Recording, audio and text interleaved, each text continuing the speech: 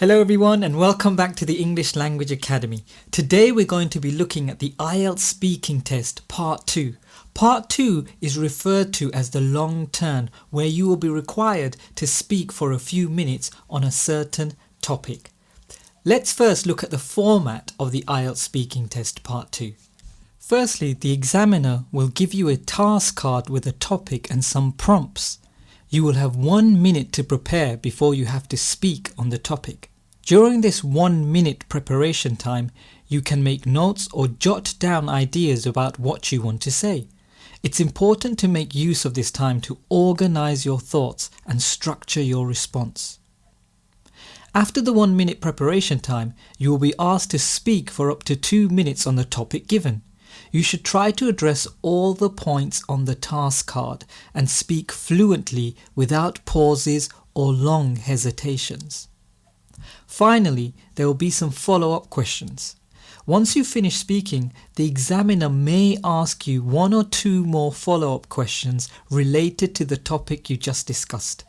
This part allows you to further demonstrate your ability to communicate effectively in English. So here's our question.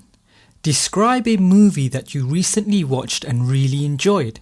You should say the title of the movie, what the movie was about, and why you enjoyed watching it, and explain whether you would recommend this movie to others. Preparation time, 1 minute. So the movie I'm going to choose is a movie that I watched recently and really enjoyed called Donkey, starring Shah Rukh Khan. Let's read our sample response and we'll examine the language later. So recently I watched this movie called Donkey and I really enjoyed it. It's a Bollywood film. Anyway, the story is about this older lady named Manu Randhawa, I think, who runs away from a hospital in London and then meets this immigration lawyer named Puru Patel. He helps her reconnect with her ex-lover Hardy back in India. The movie switches between the present day and 1995, showing how Manu and her friends, Buggu and Bali, dream of going to London for a better life, but they face a lot of challenges along the way. What I liked about Donkey is how it portrays the struggles of immigrants and the bonds of friendship. The characters are so relatable. You really feel for them as they go through all these ups and downs, plus the storyline keeps you hooked from the beginning till the end. And the acting is really, really good, especially by the main cast. And I'm a big Shah Rukh Khan fan anyway. I also related to the film because the film actually has characters that are also taking their IELTS test or studying for their IELTS test. And these scenes were really relatable to me as someone who is also doing the same right now.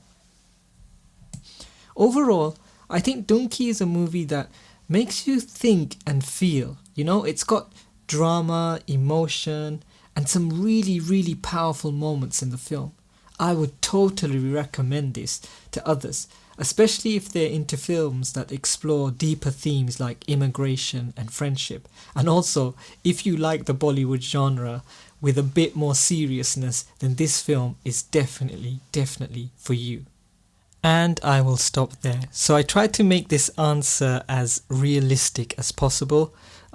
Some of it was written down earlier, of course, for the purpose of this video, while towards the end and in the middle I improvised a little bit, just to make it realistic for you.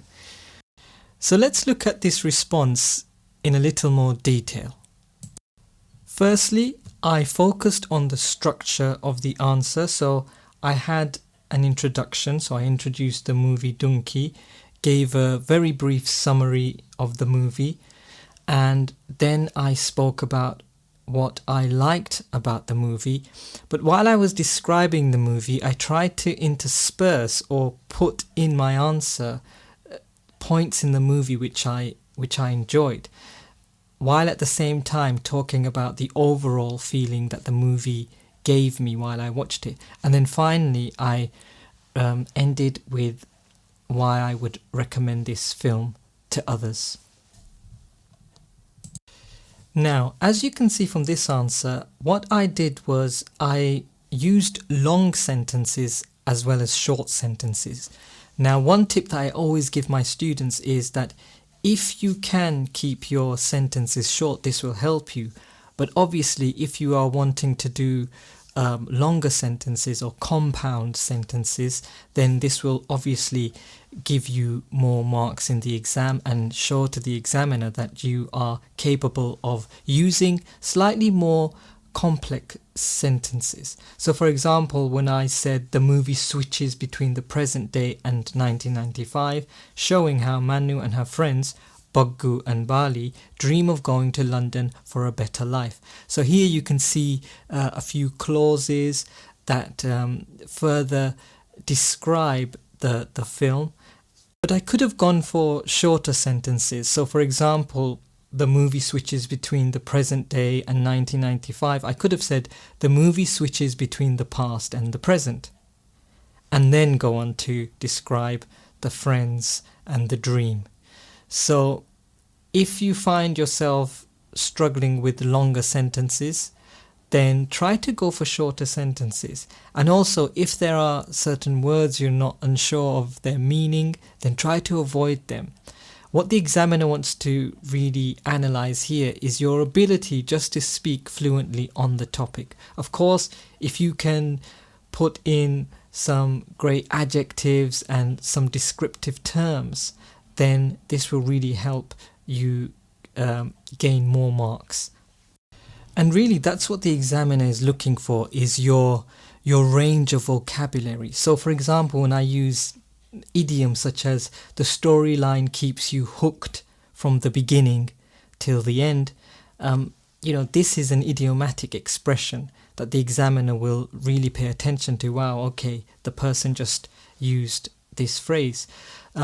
Also, adjectives, if you can use more advanced adjectives. So for example, when I said the characters are so relatable, okay, this is good, but I could also say something like, you really empathize with the characters. So you could say, I really empathized with the characters. And then you could say, I empathized with the characters because I am also someone doing IELTS test at the moment.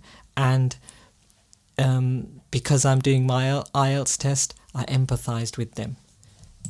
So really, it just depends on how confident you're feeling while you're speaking. If you can pull out these more advanced vocabulary and idioms, then please do.